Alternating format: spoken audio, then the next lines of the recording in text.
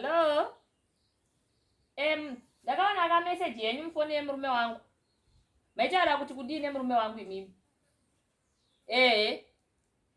Ndakatoiona kusiwa kwei. Saka imi matogwa ndimuchaita munyuwani. Musanditaurira zvendevele nditaura shona. Ndikutaura nemeshona, taurai neshona. Zoda kunyepa kuti nyatanda chii.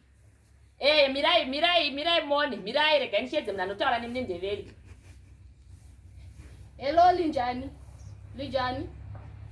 Uyati wena ihule. Wena uyathandana ngemlume wanina. Wena indoda iyakhona apho njalo nje.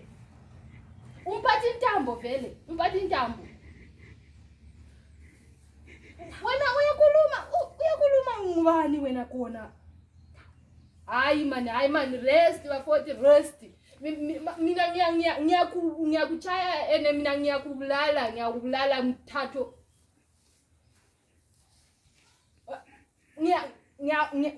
Ngiyakuchaya mazilome wayo.